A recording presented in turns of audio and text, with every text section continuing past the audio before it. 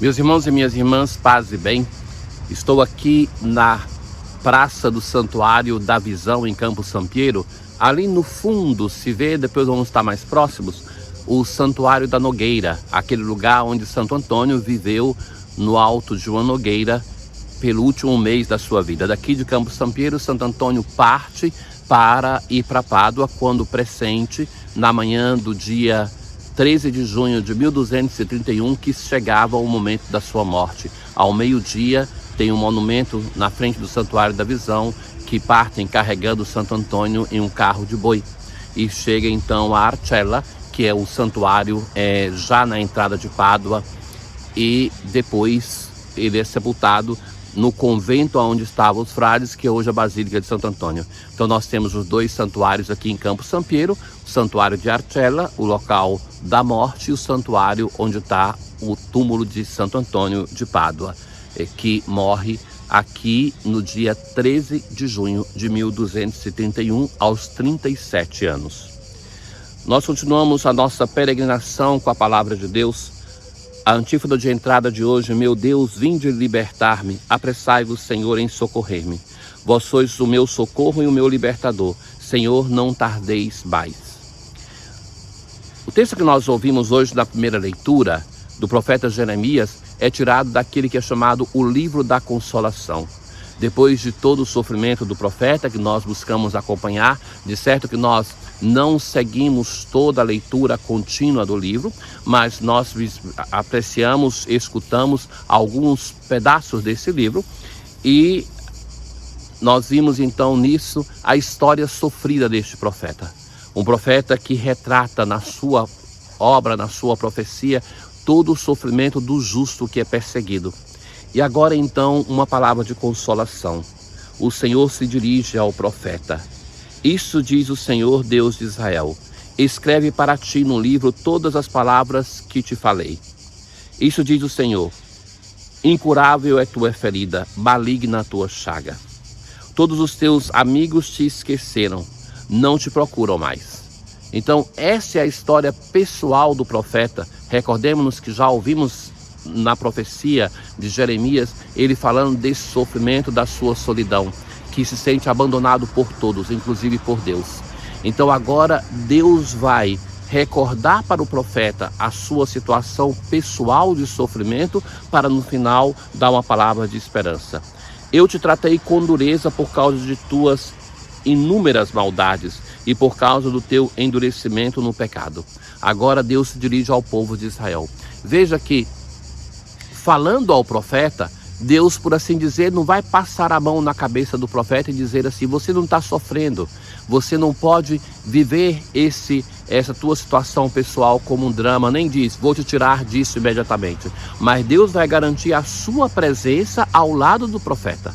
E que isso é importante, porque muitas vezes nós queremos um Deus que nos poupe do sofrimento, que nos tire da tentação, que esteja ao nosso lado, não como companheiro na nossa batalha, mas um Deus que nos poupe. Na verdade, a gente quer de Deus aquilo que nós percebemos que um pai e uma mãe sérios não fazem com o seu filho, porque seria impedir o filho de amadurecer. Então Deus está com o seu profeta no seu sofrimento, para que ele possa fazer um caminho de amadurecimento. Assim continua. Isso diz o Senhor: eis que eu mudarei a sorte das tendas de Jacó e terei compaixão. Então Deus anuncia que vai ter compaixão do seu povo, para que o povo, em meio ao sofrimento, não esqueça nunca que Deus é com ele. Teus filhos serão felizes como outrora, e tu e sua comunidade estável na minha presença, e agirei contra todos os que os molestarem. Sereis meu povo e eu serei vosso Deus. Então o texto termina com o anúncio de uma aliança. Assim como no Sinai Deus fez uma aliança e afirmava que o povo seria o povo de Deus e Deus o Deus do seu povo, então assim nós temos Deus que refaz o seu compromisso para com o seu povo. Então aqui em Campo Sampiero nós temos diversas igrejas, nós temos uma população de 12 mil habitantes, e são 3 paróquias, mais o santuário que não é paróquia.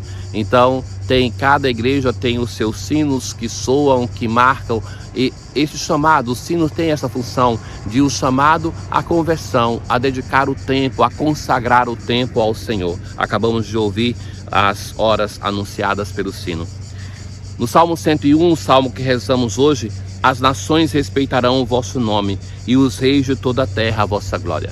Aquilo que Deus promete através do profeta, que as nações vão reconhecer a grandeza de Israel, então agora se torna a nossa oração. Quando o Senhor reconstruir Jerusalém, aquilo que Ele está prometendo, que vai reconstruir a cidade, vai devolver a cidade para o seu povo, então que as nações, ao verem isso, reconhecerão a grandeza do Deus de Israel. Ele ouvirá a oração dos oprimidos.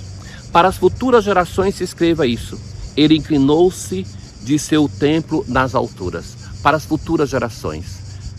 Crer em um Deus que salva, que entra na nossa história, é também ter a possibilidade de anunciar para os jovens tudo aquilo que Deus operou na história do seu povo, da nossa história pessoal. Nós devemos contar isso para as novas gerações, para que cantem o seu nome em Sião e louvem o Senhor em Jerusalém.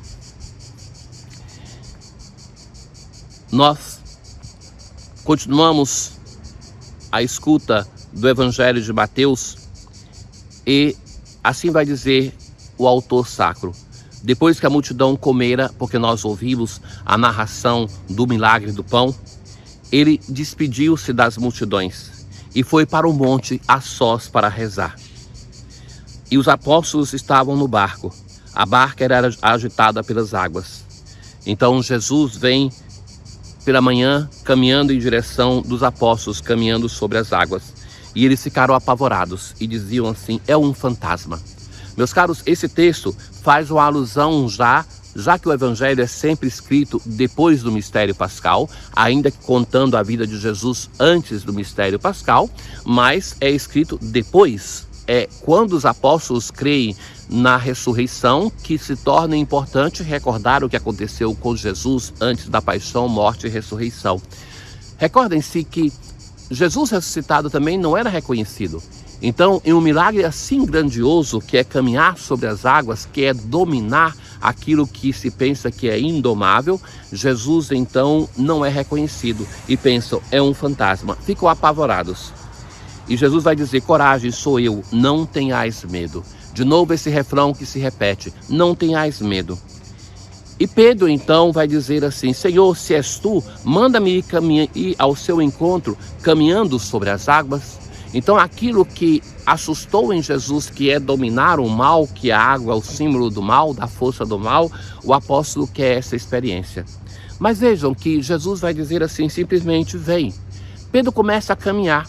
Enquanto estava caminhando, nem mesmo se recorda do Senhor. Mas é no momento que ele começa a afundar, por causa do medo, então que ele vai reconhecer que Jesus é o Senhor e que é Salvador. Senhor, salva-me. A experiência de Pedro de, no sofrimento, no medo, reconhecer que Jesus é o Senhor e é Salvador, nos chama a atenção, porque nós também, muitas vezes, no momento de glória, não recordamos do nosso Deus.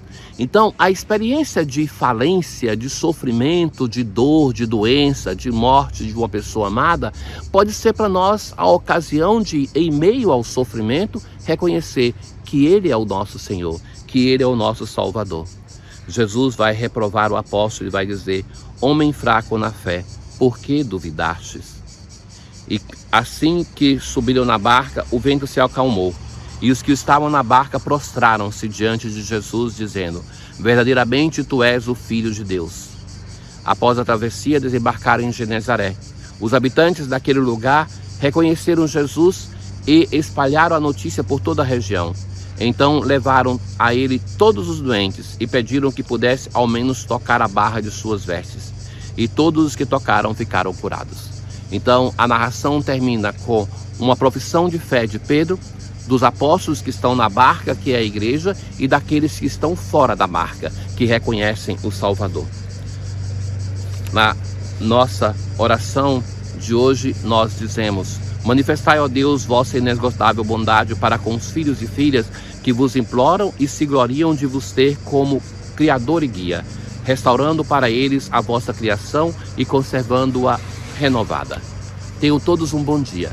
O Senhor esteja convosco, Ele está no meio de nós. Abençoe-vos o Deus Todo-Poderoso, o Pai, o Filho e o Espírito Santo. Paz.